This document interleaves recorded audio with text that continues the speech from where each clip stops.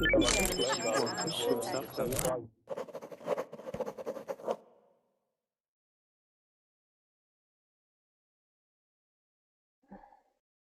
everybody, it's Lisa and it's time for another verbling class. We just finished a writing class, so I just want to give a plug for the writing classes that I do while we are waiting here for people to join this class. During the writing classes, it really gives you an opportunity to practice writing in English. All different types of writing. Sometimes it's a little bit more on the academic side, so if anybody out there is wanting to be able to write at a higher level, there's questions like essay questions for TOEFL exam. Also, there's questions that are just for fun and just help you compare and contrast things, describe a picture, what you see in the picture, make up a story, write emails, sometimes making lists, sometimes just making things up and being very creative. So the writing classes are really fun. It's always awesome to see what people write and what they come up with. People are very creative. And what I do for the writing class is I help make corrections. So if you have anything that needs to be corrected, I make those corrections and explain them to you, and also I'm there to answer any of your questions. So the writing classes are really for people usually at an intermediate level at least, on up through advanced. So it's really up to you to do it at your own level and to improve from wherever you are to get to the next level. But this hour is going to be a reading class. So what we do in the reading classes is I select an article.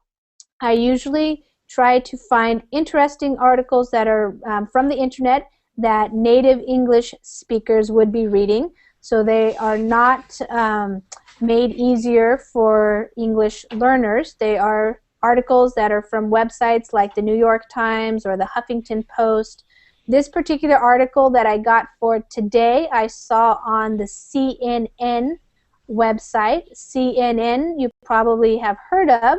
It's a news media website that does reporting on all kinds of different topics from all around the world. So this particular article I got from that website today, and you can find the article by clicking on the link. It looks like people have found it. We have 10 people at least looking at it. So, hi everybody. I want to welcome you. Alvaro, how are you doing today? Hi Lisa, nice to meet you. Fine, thanks. Good. Now I want to practice my reading skills. Okay, cool. All right. So I guess I'm going to do a little bit of introductions because we have some new people in the class today. Sometimes I have classes where I know everybody in the class already, and sometimes we have new people. So let's have everybody introduce yourself. Just tell us your name and where you are from, and tell us what time is it where you are right now. So Alvaro, where are you from? Well, Lisa, I'm from Bolivia, and now here at our 5 o'clock. Okay. A little past 5. Excuse me? I said it's a little past 5, yeah? Yeah, it's a little past 5, and I have a terrible connection to internet. Okay. I'm sorry, I asked for apologies for advance because, well, Bolivia is Bolivia, you know. I don't have to say anymore, but. Okay.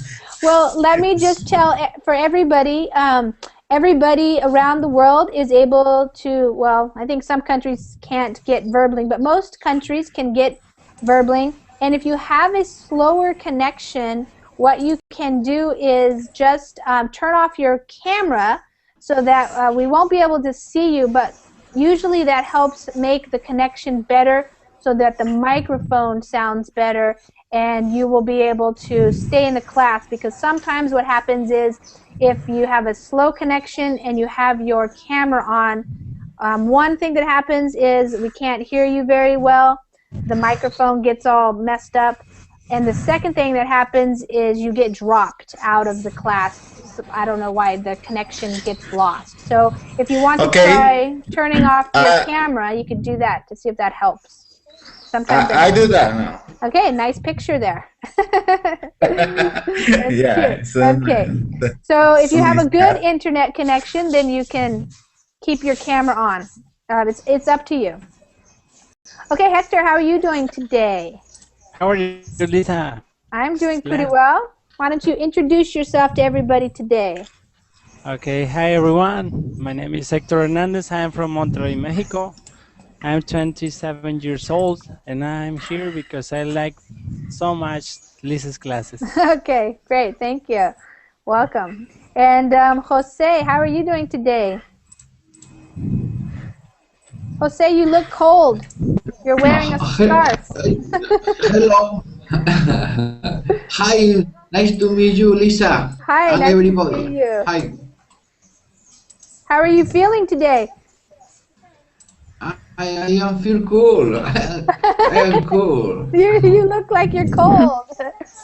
You're going to have to go visit Maria Jose. It's very warm where she lives. Oh, yes. Right, Maria Jose? Yeah, today, like always, is hot. She probably, Maria Jose probably doesn't even own a scarf. No, really, actually, you guess it. I don't know. I don't have a scarf. Yeah, I bet. You don't need one. Okay, is it cold in Spain today? Yes. Yes, today it is cold. Was it snowing at all? It was snowing in Barcelona on the beach. Oh my That gosh, is wow. incredible. Yeah, that's crazy. Yeah, that is history for the history. Uh-huh. That's one for the history books, they say. Okay, wow. Okay, hi there, Koji. How are you today? Hi Lisa, doing fine. Nice to meet you. Pleasure to be here again. Good. Talking from São Paulo City in Brazil. Okay, great. Wonderful to have you again. And Margarita, why don't you introduce yourself to everybody, please? Hi, my name is Margarita. I am from Ukraine. I'm 22, but I'm from Ukraine, but now I am living in Germany for some time. Actually, it's my first classes today. Okay. Yeah. This is your first time on Verbling? I was watching, and this is my first time when I joined. Awesome. Well, wonderful. Great. So in Germany, it's probably, what, 10 o'clock, a little bit after 10? Or? Yeah, right. Okay, so not too late. Okay, Maria Jose, how are you doing today? I'm doing well, like all days. Like every day? Yeah, like every day. Okay, good. So here is like 12 past 40 p.m. Okay. Yeah, and nice and warm. We have a hot day with a sunrise happening. Yeah. Yeah. Nice. Okay, and Mario, how are you doing today? Hello, Lisa. How are you? I'm good. I'm good.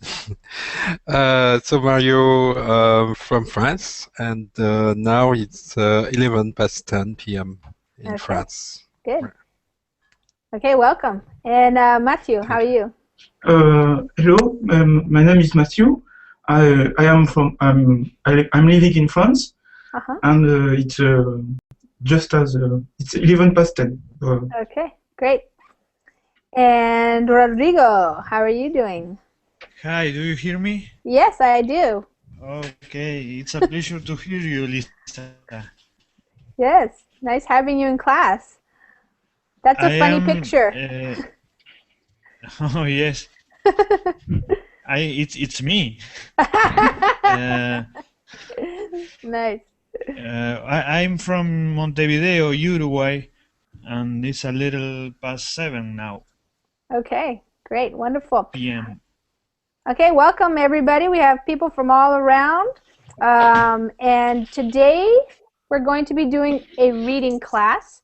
It's a little bit long, I think, so we probably are going to use up all of our time. So has everybody opened the link to it already? Yep. Okay, great. Yep. All right, so we're ready to go. So for some people who are new to class, the way this works is it's a reading class, so that means you get a chance to practice reading out loud and also reading along in your mind when other people are reading. So it's good for practicing your pronunciation. It's also good for practicing your listening skills when I'm reading out loud to see if you understand when I speak and when other people speak. And it's also good for building vocabulary, so learning some new words that maybe you haven't been familiar with or you don't use when you're trying to speak English sometimes. So the way we do it is I will read the paragraph first, and I will usually highlight it like I'm doing right there so everybody knows I'm reading that part. And then I will just go down the line, one student at a time. Will read about a paragraph or two at a time. Sometimes I grab 2 short paragraphs to read. So that's what happens is I read first, then you read. If you have any questions about pronunciation or meaning of words, then you can go ahead and ask me. We're going to read the whole thing through once together, and then we will go back and make sure people understood what it's all about. Okay? So I will read. So it comes from CNN, so that's why that's there. So Richard Tureri, I don't really know how to say his last name. He's from Kenya, but Richard Tureri, 13, doesn't like lions. In fact, he hates them.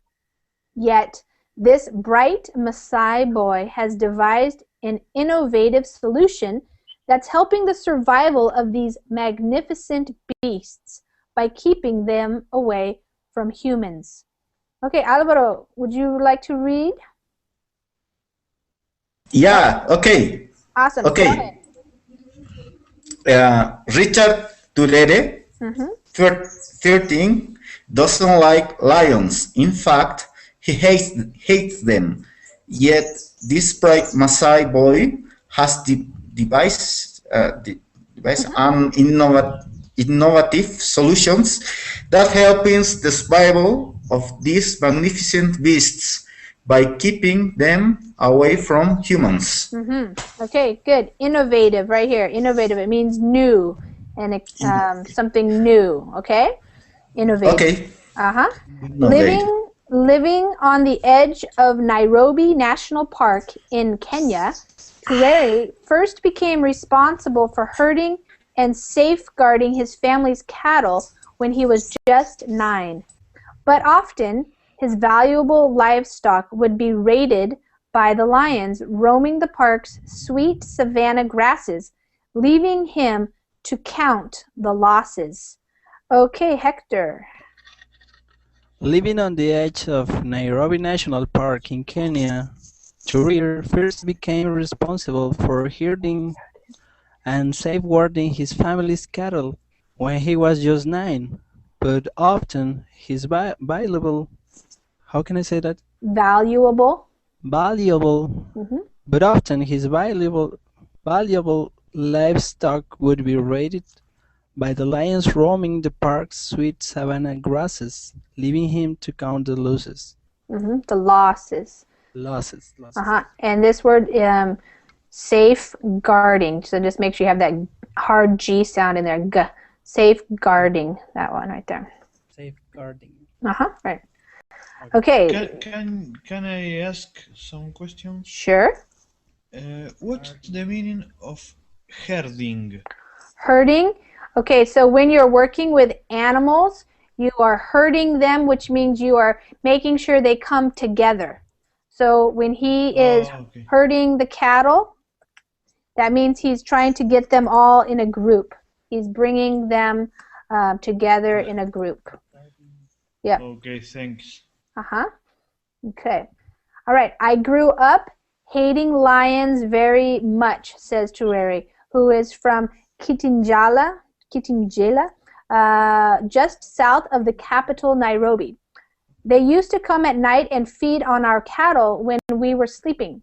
So at the age of 11, Tureri decided it was time to find a way of protecting his family's cows, goats, and sheep from falling prey to hungry lions. Okay. Okay, Jose, want to read?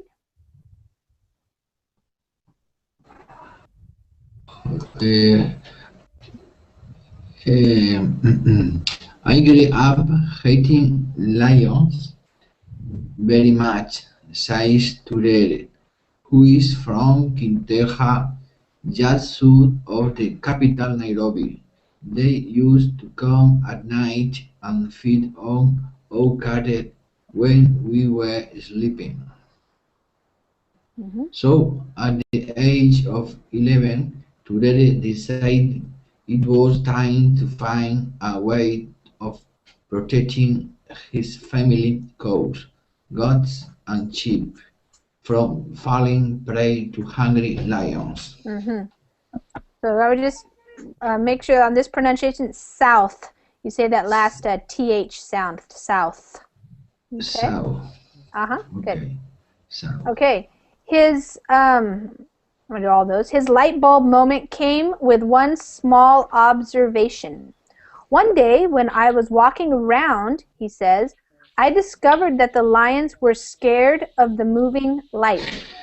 Tureri realized that lions were afraid of venturing near the farm's stockade when someone was walking around with a flashlight. He put his young mind to work, and a few weeks later, he'd come up with an innovative, simple, and low-cost system to scare the predators away. Okay, Koji? Okay. His light bulb moment came with one small observation. One day, when I was walking around, he says, I discovered that the lions were scared of the moving light. Turere realized that lions were afraid of venturing near the farm's stockade when someone was walking around with a flashlight.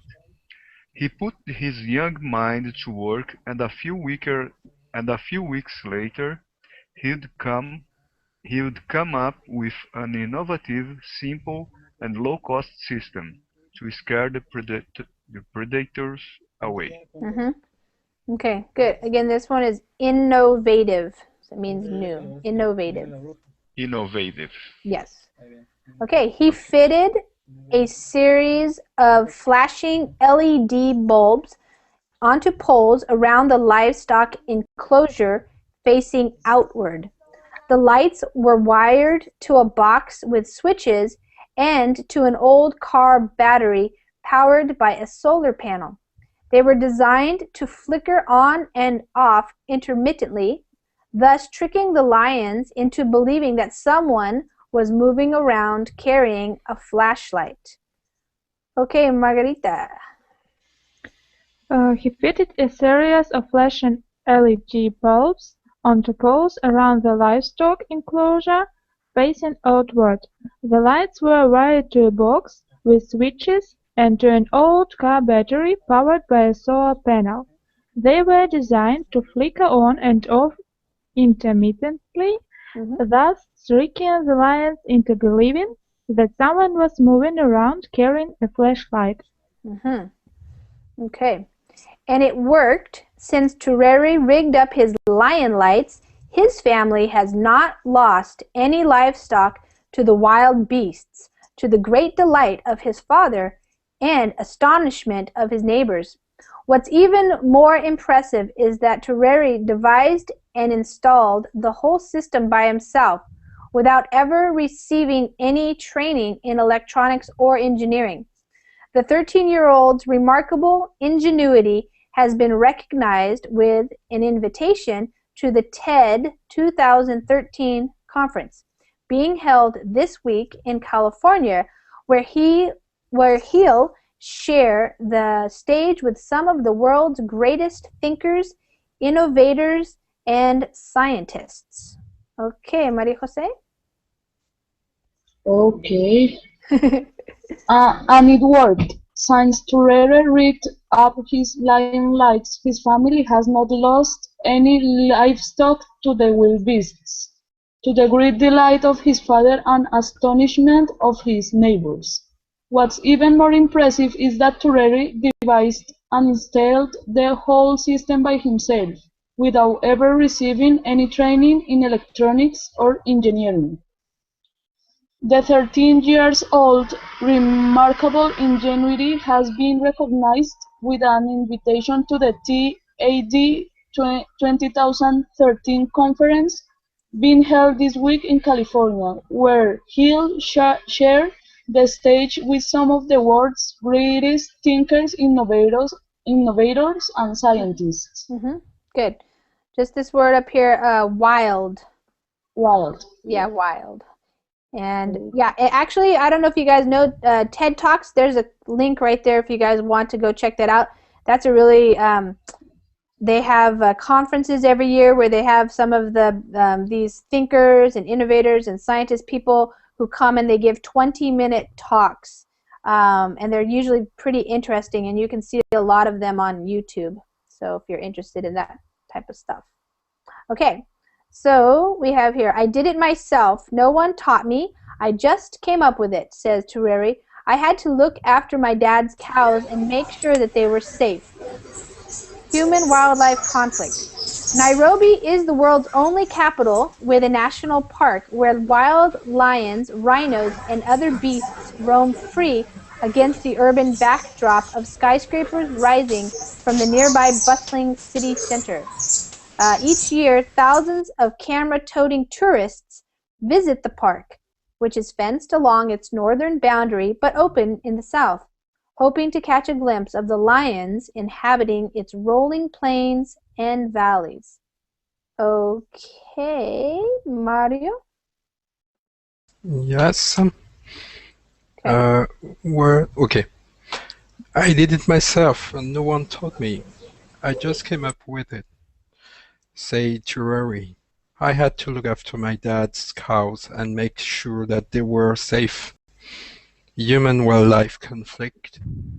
Nairobi is the world's only capital with the national park where wild lions, rhinos, and other beasts roam free against the urban backdrop of skyscrapers rising from the nearby bustling city center. Each year, thousands of cameras toting tourists visit the park, which is fenced along a northern boundary but open in the south, hoping to catch a glimpse of the lions inhabiting its rolling plains and valleys. Okay. But, okay. All right, I'm going to read, and then Matteo is going to read. But for the pastoralists and Maasai tribes around the park, a lion sighting is usually bad news.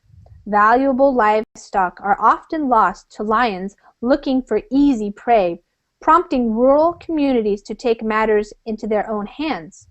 In some cases, they've killed whole prides that they perceived as a threat or as retaliation for lost livestock. The use of pesticides, such as Furadan, a tablespoon of which costs less than $1 and is enough to kill a lion, has become a particularly ruthless way of doing so. The rising human-wildlife conflict, coupled with a fast-growing urban encroachment, means that Kenya is now home to less than 2,000 lions, a massive drop compared to the 15,000 that lived there just a decade ago. Okay, Matteo? But for the pastoralist and Maasai tribes around the park, a lion sighting is usually bad news. Valuable livestock are often lost to lions looking for easy prey, prompting rural communities to take matters into their own hands. In some cases, they've killed whole prides that they perceived as a threat or as retaliation for lost livestock. The use of pesticides such as Furandon, a tablespoon of which costs less than $1 and is enough to kill a lion, has become a particularly ruthless way of doing so. The rising human-wildlife conflict, coupled with a fast-growing urban encroachment, means that Kenya is now home to less than 2,000 lions, a massive drop compared to the 15,000 that lived there just a decade ago. Good. Large sums have been spent in recent years by officials in a bid to protect the lions and strengthen Kenya's tourism industry. Yet conservationists say that many of these top-down initiatives fail to gain traction with local populations. And this is why inventions like Turere's homegrown, simple, affordable, and effective can make a big difference. Indeed, several neighbors of the Turere family in Kitengela have sought Turere's help, asking him to install the system in their enclosures. In total, around 75 lion light systems have so far been rigged up around Kenya. Okay, Rodrigo.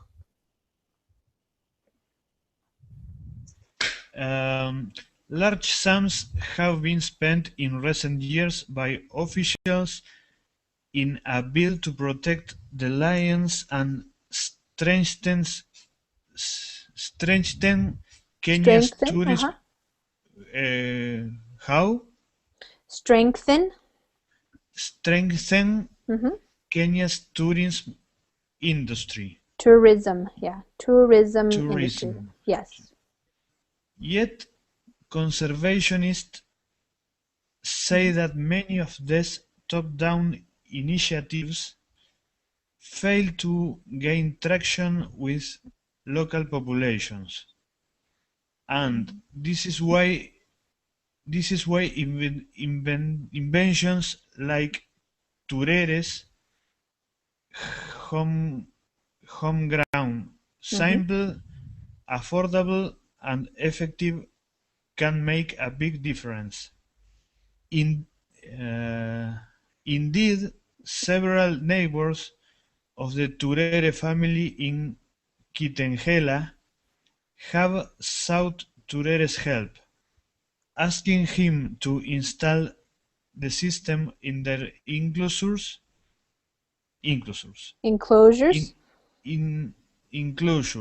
Yes. In total, around 75 lion light systems have so far been rigged up around Kenya.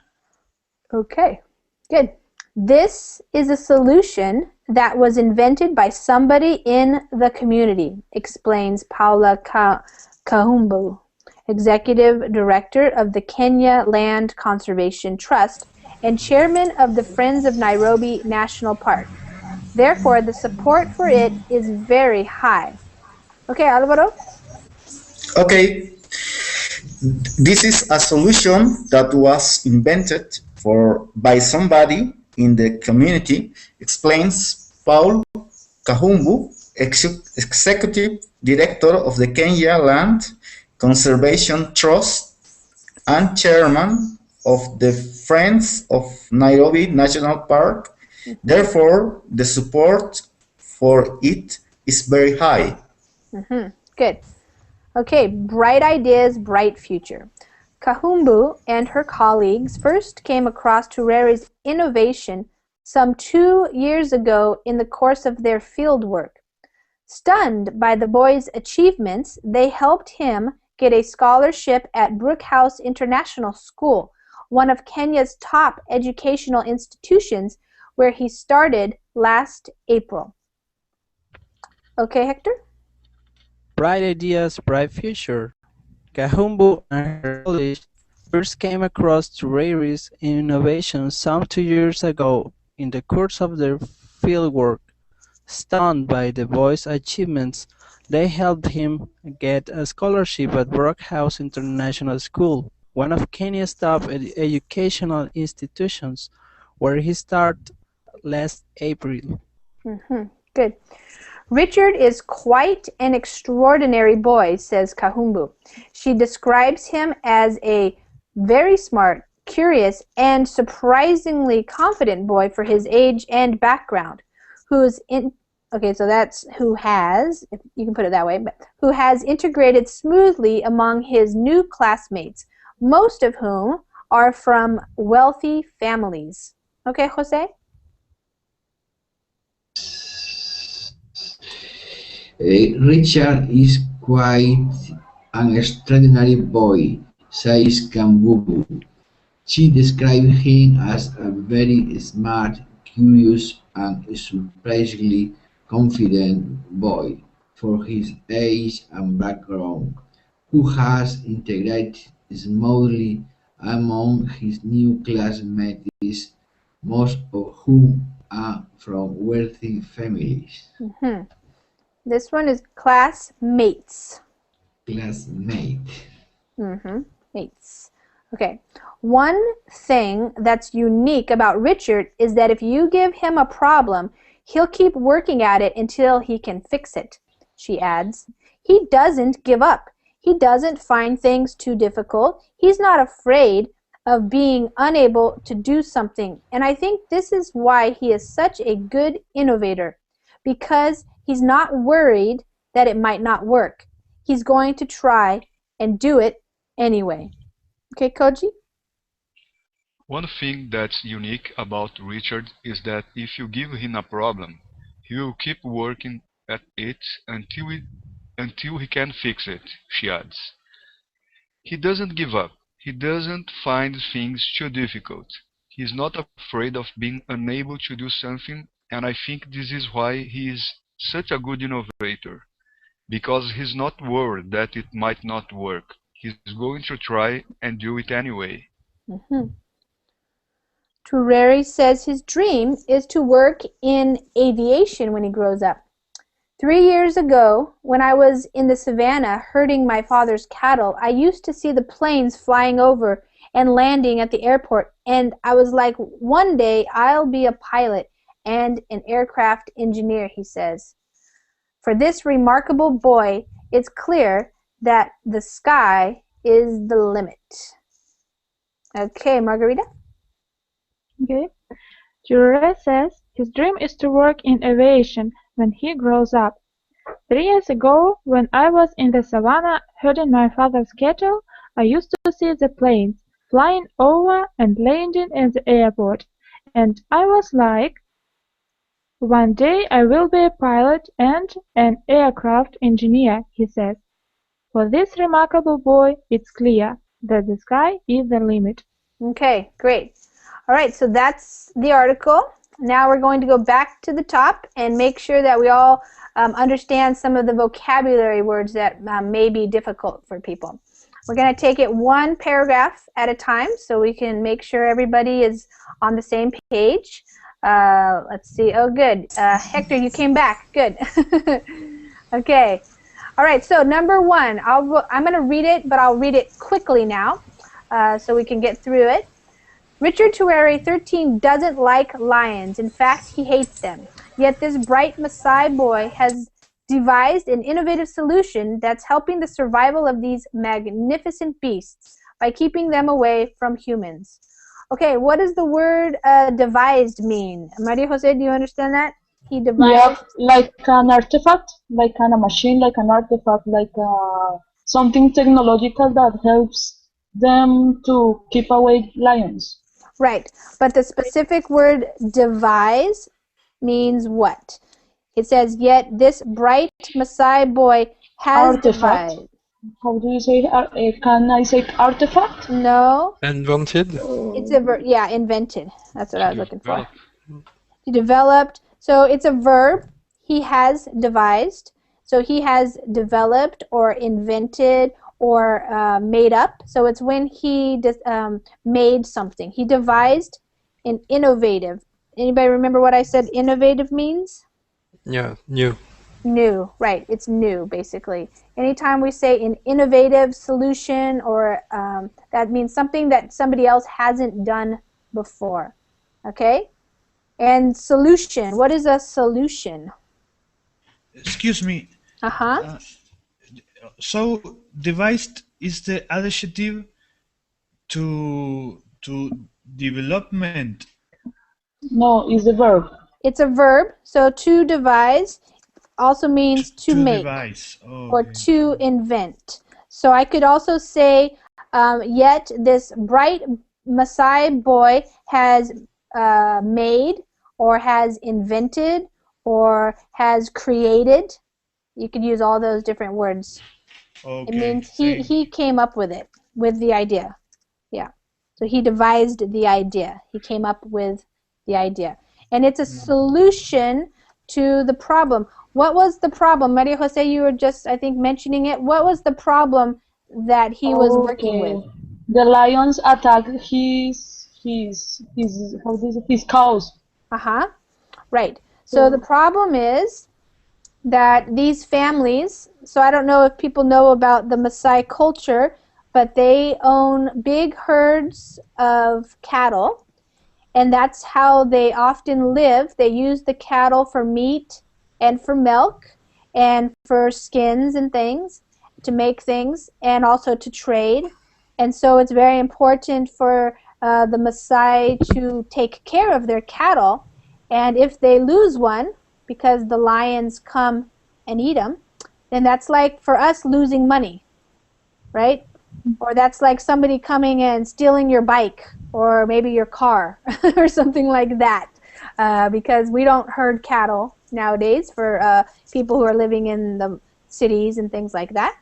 So that's a big problem, and he found a solution to that problem. So a solution is something that takes care of your problem, so you don't have the problem anymore.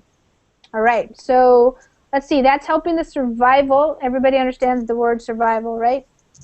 That they keep living. And how is he keeping the lions alive? What is his, it says right here, by keeping them away from who? From humans? Yeah, why? Because humans kill them. Yes. What do humans do to lions? They kill them, okay? So humans are very afraid oftentimes of lions because they're dangerous, and so they will just kill them. But he found a new way to deal with the lions without killing them, okay? All right, so that's what that first paragraph is telling us. Living on the edge of Nairobi National Park in Kenya, Tureri first became responsible for herding and safeguarding, so that means watching out for, his family's cattle when he was just 9. But often his valuable livestock, that's another way to talk about cattle and cows and goats and things, his valuable livestock would be raided by the lions roaming the park's sweet savanna grasses, leaving him to count the losses. That's a phrase there, count his losses.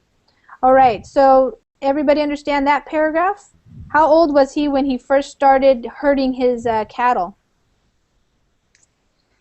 9. 9. 9, yes, good. Sometimes the questions are easy. They don't have to be hard. It's just getting you to practice What is a cattle? Okay, cattle is cows. Cows. Cows, yes. Cattle is cows, so you herd the cows or the cattle, because a cow is really a female cow, and cattle refers to the whole group of them, and a bull is the male of the cow. Okay? Okay, so the lions were raiding. So that's a verb, to raid, and that just means coming in and taking something. In this case, they were taking the cows and eating them. For example, you could use that same verb to say somebody raided the fridge, and that would mean like when you went to the refrigerator, no, there was nothing left. Somebody came and ate all your drank your milk and ate all your whatever you had in there, eggs, bacon, fruit, whatever. So that's something raided. So it's when you go and you take stuff. Okay. All right, he says, I grew up hating lions very much, says Tureri, who is from Kitengela, just south of the capital of Nairobi. They used to come at night and feed on our cattle when we were sleeping. So here again, he's just repeating the main problem, which is the lions feeding or eating, feeding on, which means they are eating the cattle. So at the age of 11, Tureri decided it was time to find a way of protecting his family's cows, goats, and sheep. So this is what you would call livestock. That is a term that talks about all types of animals, live animals that you use for meat or milk or for skin, fur, things like that. Okay, so he's going to protect them from falling prey to hungry lions. So when you fall prey to something, that means you get eaten. Okay, that's what falling prey. Because there's predators. Predators eat prey. The prey is what they're eating. Okay. Yeah. All right. This is interesting. His light bulb moment came with one small observation. What's a light bulb moment? Anybody? An idea. Success. An idea, yes. Yeah, it's like an idea. Like we have here in the U.S., maybe you have a similar image, the image of a light bulb going off, turning on, like, oh, I got an idea. You know? Yeah. So his light bulb moment, so the time when he had that idea came when he was walking around. And what did he discover? Who remembers what he discovered?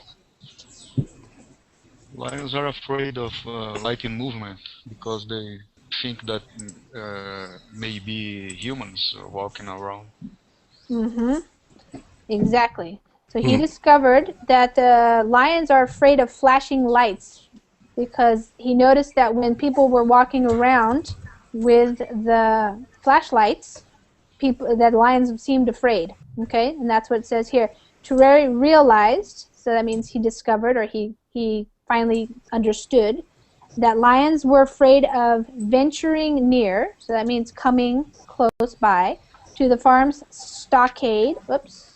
Stockade is where you keep the cattle and the sheep and the goats, where you keep the stock, the stalls and things, when someone was walking around with a flashlight. He put his young mind to work, and a few weeks later he'd come up with an innovative, simple, and low-cost system to scare the predators away. Okay. He fitted a series of flashing LED bulbs. Okay. Do you guys know what LED bulbs are? You guys? Lights? They're light bulbs. Oops. Emitted by the Lights? Yes, they're lights, yes. They're, I don't know if those are exact. They're a special kind of light, like this right here. It gives off a strong, bright light. So sometimes when you have a flashlight, it can have regular light. It's not very strong, but an LED light is actually much brighter. So that's what, it's a different type of light bulb. Lisa, yes, go ahead. May I ask you a question? It's it's on the third paragraph. Yes. Okay. You have the last phrase. They used to come at night and feed on our cattle when we were sleeping. Yes. To feed, I understand that is to give food to the other part. Right. But to feed on means to eat. Yeah. Yes. Okay. Yeah. So the lions were feeding on the cattle. So that's like a phrasal verb thing right Phrasal there. verb, okay. All Feeding right. on. So lions Okay, I feeding get it. on. Yes, you could say the boy was feeding his cattle, which means he is giving them food, right? Yeah. But if I said the boy was feeding on the cow, The that chocolate. means he is eating the He's cow. eating. Yeah. Okay. The boy is feeding on the chocolate. Yeah, exactly. Yeah. Okay. Okay. Right. Thank you. Uh-huh. But you wouldn't say that so much for a person. It's mostly like animals. So like the lion was feeding on the goat or something, or the tiger, or Okay, I yeah. get. Yep. Most for animals, right? Yes, for animals. Mm-hmm. Okay. Okay, great. Okay, good. So he rigged up this thing where he put the light bulbs on the poles around the livestock enclosure. So the enclosure is the place that they put them in at night, like with some fences and stuff around. And so he wired them up with switches to turn them on and off. And they were powered by what? What did he power them with? The lights. Solar panel. Solar energy. Solar There panel. you go, right. Yes. So he got an old battery from a car, right? So that's an old battery, and he hooked it up to a solar panel. And the solar panel gave the electricity, made the electric part of the battery work. And they were designed to flicker. What does the word flicker mean? Anybody know? They were designed to flicker on and off intermittently. Twinkle. Twinkle Yes. is another word, yeah, like a star twinkles. Mhm. It means just to go on and off a lot. And they went on and off at certain times. Intermittently means a little bit they're on, and then you wait a little bit, and then they come on, and then they go off, and then they come on, and then they go off. So he was tricking the lions into believing that someone was moving around carrying a flashlight. So he made a trick on them, basically. Okay? And it worked. Since Tereri rigged up, that's another phrasal verb there. Rig up means to set up. So that means just putting all those lights that he put up, that means rigging it up. They haven't lost any livestock. And his father was very happy, and his neighbors were astonished. They couldn't believe it. All right. And what was more interesting is that he did it all by himself, and he didn't even know anything about electronics or engineering. So because he was able to do this, what did they invite him to? Who invited him to come and speak? To the TED conference. Uh-huh. Yep. They invited him to speak at the TED conference, which is happening this week in California. And he's going to be talking there as one of the speakers, and there's going to be all these other speakers and scientists and people who have created other innovations. So he's going to do it. That's great. Yeah, so that's pretty cool. We'll probably be able to watch his TED Talk in a month or two, because they usually put them up a little bit after, because it costs a lot of money to go to the TED conference. I think it costs like $4,000 for the ticket. Okay. Seriously? Yes, not everybody can go to the TED Talks. Oh my god. Oh yeah. Yes, TED It's Talks too are- expensive. Yes, it's kind of for the elite of the intellectual world, or the innovations world with science, and people who are running businesses and coming up with new ideas and things like that. But they try to spread the knowledge by putting on YouTube. And, Yes, yes, they put it on YouTube, so you can find lots of TED Talks. And the other day, I'm learning French. I'm practicing French. So the other day, I looked up TED Talks in Paris, and also they had some in French that were from Casablanca and some other places. So they actually, right now, there's TED Talks in lots of different places around the world. So you can find them probably in your native language as well, if you want to find them. Sometimes they have translations and subtitles, and you can get them in your other languages as well. So It's very interesting. Okay, so what was one of the interesting things about this capital, Nairobi? What does it have that most places don't have? In these two paragraphs, it tells us what is interesting about this capital. Lions around. Yeah. Around all the place. Yeah. Lions in the restaurants, lions in the hotel. I don't know. Like dogs, I think. Just amazing. No, I don't think it's in the restaurant. Yeah. Well, we have llamas here, but at 4,000 feet. Right, yeah. High, you know? Yeah.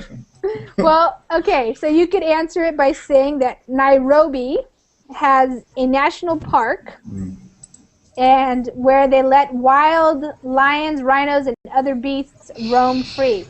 So the park, I guess, is in the capital city. It's within the city area. And what's interesting is that it only has a fence right here on the northern side, but it doesn't have a fence on the southern side. So it sounds like probably the southern side is where some of the more traditional peoples are living still, and they are dealing with the fact that these lions and rhinos and other beasts, they get to roam around for free. This is affecting their lives, like because of the lions killing their cattle and things like that. But what do the tourists like to do?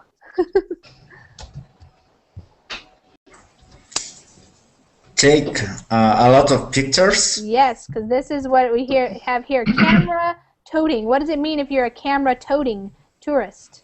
To tote something around. I don't know. It means to carry it. So a camera toting tourist is a person walking around with their camera in their hand, ready to take a picture of these wild animals. So for them, the tourist, it's very fun and it's entertaining and it's amazing. But for the people who are raising animals for their livelihood, for their to live, or their survival, it's annoying. It's annoying to them because they need to protect their livestock. Okay. All right, so on the one hand, you have the tourists walking around with their cameras trying to find the lions to take pictures of them, but also you have the Maasai people that are trying to protect themselves and their cattle from the lions. Okay, what about this right here? What does it mean? It says, in some cases, they've killed whole pride that they perceived as a threat or as retaliation for lost livestock. What is a pride? Everybody understand that word? No. Okay, a pride is what we call a group of lions, like a family. Usually. Yeah, okay.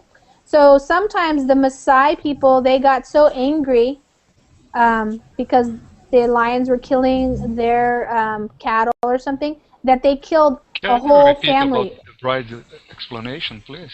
Yeah, pride. So if they killed a whole pride of lions, that means that they killed a whole group of lions. Yeah. Right, okay. So, for example, when you talk about birds, you say like a flock of like seagulls, for example, birds, you know, or you talk about a herd of cattle, you say a pride of lions. Pride of lions, right. The collective. Yes. It's like a family of lions.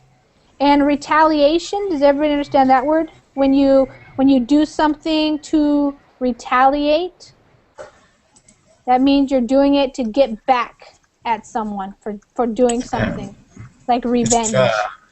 Payback, can say that. So, say it again, Mario. Payback. Payback. Yep. Payback. Okay. Yes, like mafia movies, you know. Yes, exactly. They're retaliating. Yes, they're telling us. Yeah. Yeah, and so it's So of course, and we read here, it's not that hard to kill a lion because they can kill them with just 1 tablespoon of this pesticide here, this Furadan. So it's not like it's very expensive, but of course, people don't want to kill off the lions because they want to have wildlife around. So what's been happening is that there's been this, what they call a massive drop. So massive is another word for huge or large. And so they've been killing all these lions. There used to be 15,000, now there's only 2,000. So that's a lot of lions that have been killed. And so this invention might actually help repopulate the lions. So they might be able to start having babies and living so that they have more. So that both the humans and the lions can be safe from each other. Okay. All right, so let's see. We only have 2 more minutes here. So instead of reading all the rest, does anybody have any questions, any words that they wanted me to go over for sure that they didn't understand? What does it mean right here, the last line when they said, it's clear that the sky is the limit? What does it mean, the sky is the limit? That's a phrase. It means that he will go far, perhaps. Uh-huh. Yeah, he will go far.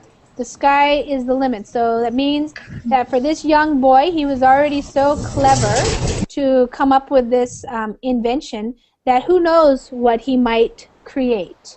He might create another something that we haven't thought of yet, and that would be very helpful to people. Okay? And what does it say that he wants to be? What does he want to be? Anybody remember? Mm-hmm. So, say again, Margarita, you said what? Yeah, the same. Okay, you guys both said the same thing. Yeah, right. Yeah, it says here that when he was herding his cattle, he used to watch the planes fly over, and so he was thinking that he might like to be a pilot. Everybody knows the pilot drives the plane, right? Or maybe he wants to be an aircraft engineer. So maybe he wants to build planes or work with planes in an engineering way. Okay? So what did you guys think about the article? What do you think about this kid? Anybody have any opinions? He's brilliant. He's brilliant. Smart guy. Pretty smart, yeah. Well, it's pretty simple, huh? It's kind of amazing nobody else thought of it before. Yeah. Yeah. Yeah, sometimes I want that my future songs come up with yeah, like him. Yeah. Well, you can imagine he spent a lot of time thinking about it probably because he started when he was 9 years old and he had to herd the cattle probably every day. So he's just out there. He doesn't have internet, so it helps him to think about the cattle, the protection of the cattle. Right. He wasn't watching YouTube videos. He was thinking. So, a real one. Right. Yeah. Okay, guys. Our time is up for this class today. I want to thank everybody for coming and reading this article. I hope you enjoyed it. I thought it was very interesting, and who knows what people are going to come up with. New ideas every day, so it's pretty neat. So thanks, Lisa, for the class. Thank you. Thank you. Thank you for reading. Okay. Bye bye. Okay. Take care. Bye bye.